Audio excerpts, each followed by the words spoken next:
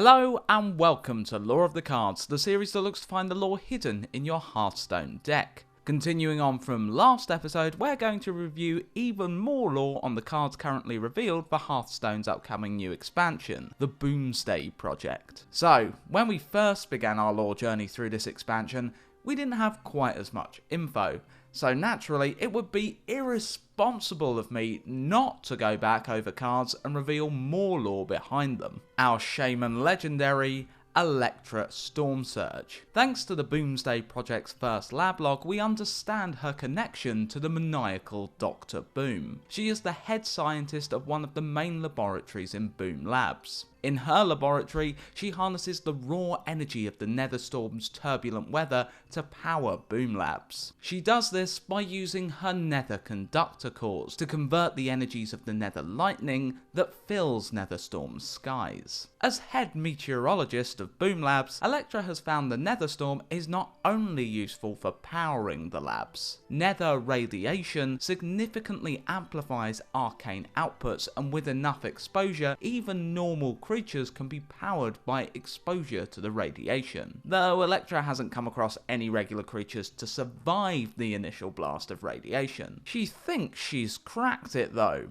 She just has to blast them with more power. For now, Elektra will just have to be content exponentially increasing her own power with the blasts, while entertaining herself with her liberal use of puns. I missed seeing you there. Sometimes I don't know how to conduct myself. The mage legendary Stargazer Luna is Boom Labs' astrologist. Her observatory, generously provided by Dr. Boom as part of the Boom Labs facility, sits at the highest point of the Netherstorm. Luna feels her race, the Draenei, have always had a special kinship with the stars, having navigated and travelled through them. But she feels they have not even tried to unravel the great mysteries of the many celestial bodies of the universe. Instead, they're too caught up in the light, finding new planets to inhabit, and the survival of their species.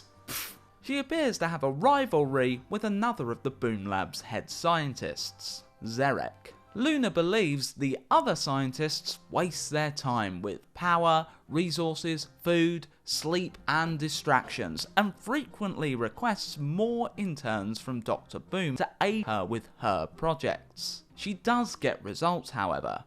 Her research has led her to the creation of an entire simulated galaxy, small enough to fit in someone's pocket. Though, as of yet, it's unfinished, and more resources must be sent her way. One of her experiments, only casting spells with her right hand, is seen not to go so well in the first episode of Enter Boom Labs. The menacing Nimbuses aid Elektra in gathering energy. She has trained them to usher the Nether lightning toward her Nether conductors. Their design appears to be heavily inspired by the first air elemental types added to World of Warcraft, small wandering tornadoes. The Beryllium Nullifier is one of those Hearthstone cards with no lore. I don't know why, but I felt Beryllium may be a metal type able to be mined from nodes in World of Warcraft, but it isn't. What metals can be created in WoW? I hear no one cry. Well, copper, tin, bronze, silver, iron, gold, steel, mithril, true silver, thorium, dark iron, arcanite, adamantite, hardened adamantite, fel iron, eternium, corium, hardened corium, fel steel, cobalt, saronite, primordial saronite, titanium, titan steel, obsidian, elementium, hardened elementium, pyrite, ghost iron, trillium, kyperite, true iron, black rock, true steel, fel slate, demon steel, infernal brimstone, laystone, azure, and lumen stone. Not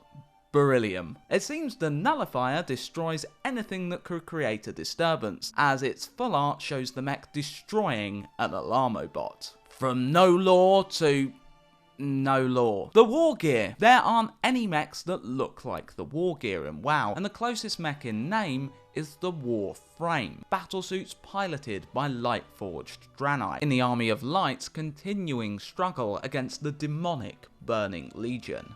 I feel this is something I'll be saying a lot this expansion when it comes to lore reviews, but the upgradable Framebot has no lore. Though, yet again, it does remind me of something. The colouring and appearance of the framebot's arm reminds me of the copper framework engineering reagent. This is used by engineers in WoW to create several other inventions: a mechanical dragonling, a compact harvest reaper kit, and a couple of inventions we've already seen introduced to Hearthstone: the advanced target dummy and the explosive sheep. Whizbang the Wonderful is a Hearthstone original character. Whizbang is clearly a popular gnome name though, as there are 3 in World of Warcraft. 2 with it as their first name, 1 as a surname, and they're all missing the H.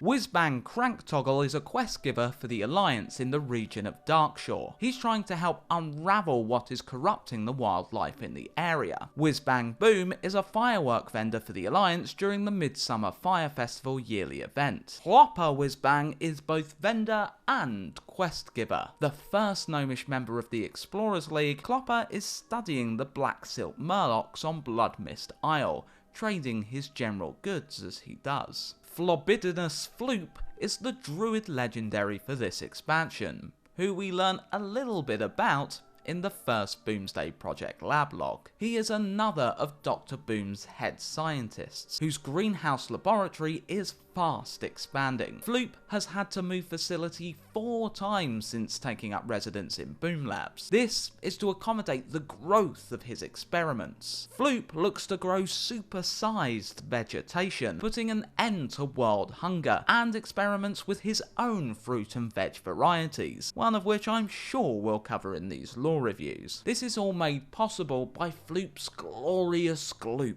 a super fertilizer with some rather catastrophic effects if it comes into contact with one of Floop's non-ooze based assistants. Floop theorizes that his gloop contains the potential energy of any matter it dissolves, allowing it to inject plant life with a boost of energy, allowing it to grow to ridiculous levels. The Mulch Muncher Hippo mech is used by Floop in his greenhouse, often requesting more for his experiments from Boom. By looking at the art, these hippos keep Floop's already wild experiments from going completely out of control. By consuming the abundance of plant life in the greenhouse, the Mulch Muncher is powered, fueling this devastating mechanical beast and perhaps preventing Floop from moving to his 5th facility. The Dendrologist, I would assume, is one of Floop's assistants. In the lab log, we learn of Kevin, an ill-fated assistant to Floop.